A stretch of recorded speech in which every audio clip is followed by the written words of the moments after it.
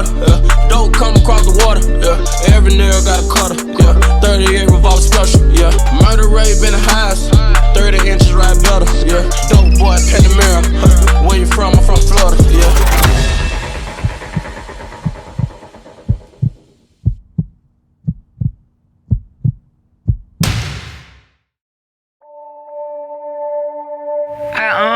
I dropped out of school in 11th grade. I was living with my mama at first, and I did a lot of stupid shit, so I got kicked out. I moved to Atlanta with my dad, got kicked out, moved back to Jacksonville, and I moved in with my brothers. And they was both working the same job where they get up and go to work at like 6 in the morning. I'm supposed to be going to school at like 7, but at that time I was like, well, nobody ain't really making sure I'm going to school, so I said, fuck it.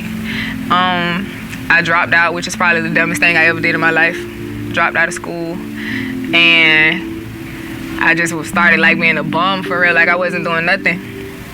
Until my cousin Wayne, who was in jail right now, which is the person I was saying I didn't know he could send me videos on JPay. He picked me up one day, he was like, you gotta do something. So he drove me around and we went to St. John's Seafood, and he got me my first job.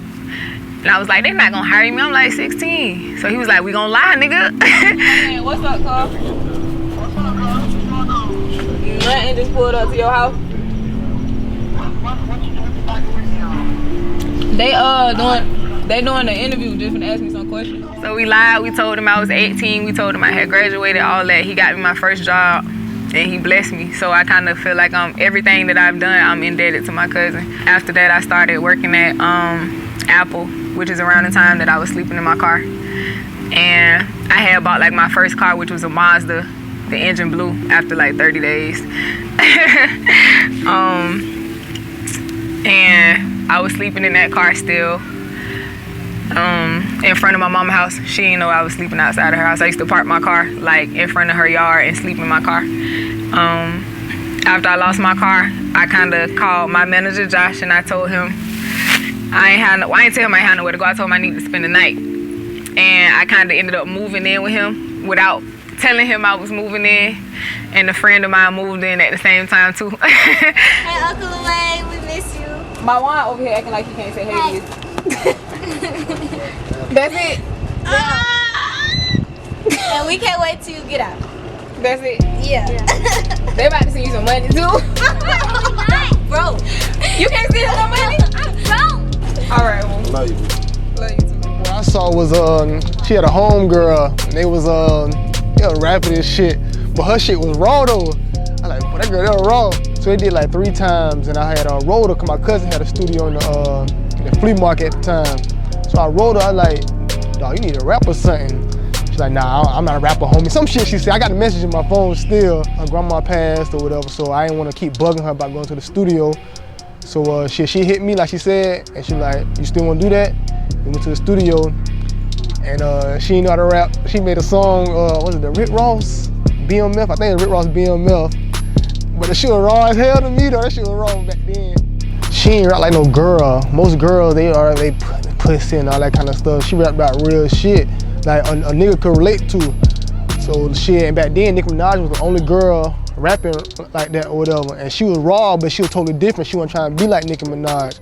I didn't take it serious for a long time. Like I wouldn't say I took it serious until 2016 when I dropped the viral video to my freestyle to Yo Gotti DM, and it hit like 1 million views in like 2 hours.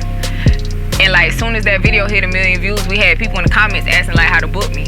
But at the time I was working like 3 jobs. I was working at Comcast, I was also working at Hibbett's, which is a shoe store, and then I was working at ERC, which is like a collection place.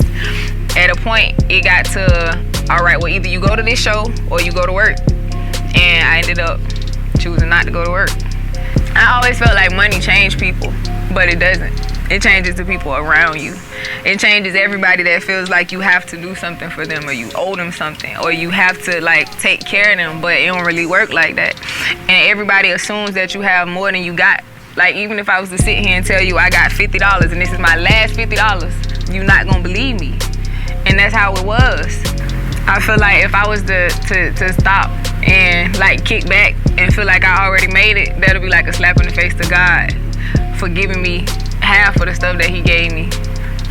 anybody could be in my position, but it's me that's here. Like, it's so many people that's deserving of my position, and so many people that pray every night to be in my position. So if I ever like stop and just start chilling, then I feel like God gonna replace me with somebody else. He gonna put somebody else in my spot, and I'm gonna be back sleeping in my car. And I don't want to sleep in my car, so I ain't really got no choice. I don't look like I'm black. Yeah. Look, come here. These all my little cousins right here. Look, these all my little cousins. We all black. You ain't black, we light skinned. I mean, but no, she don't think I'm black. Where y'all at? Of course, nobody wants to be a one-hit wonder, but I don't want to just make like a hot song and you remember the song. Like, most times you hear these songs and you don't even know how the artist looks. You've never seen the artist before. Like, I don't want to be that person. I want to change something. I want to make people feel like influenced. I want to make people feel like everything in the world is possible, like even if everybody told you it's not. When you think of Tokyo Jetz, I want people to think of my authenticity.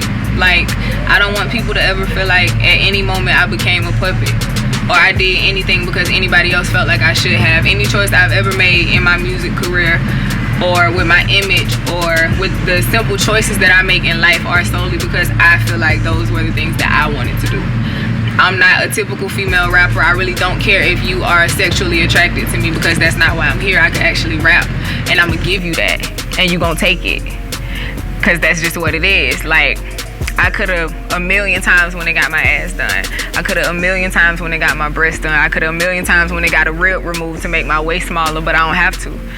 I don't feel like I gotta give anybody that to make them feel me or understand me because that's not what I am. What's up, Hustle Gang's very own Tokyo Jetz checking in, and I just did a dope interview with my mixtapes.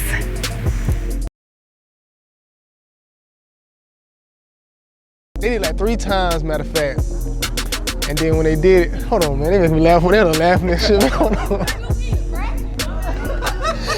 Y'all got these big ass flies and shit. Man, hold on, I didn't look at you, right? Don't worry about it, they gonna edit it up anyway. All right, I've been waiting on the day Oh. for this camera, man. Well, you came out east and touch your Man, tighten up, bro. I ain't do that. That shit. Man, tighten up. I just. Take your chain and you got ease up. Hey girl, I'm fine, girl. I'm fine, girl. Watch out now. Watch out. Girl, you see me?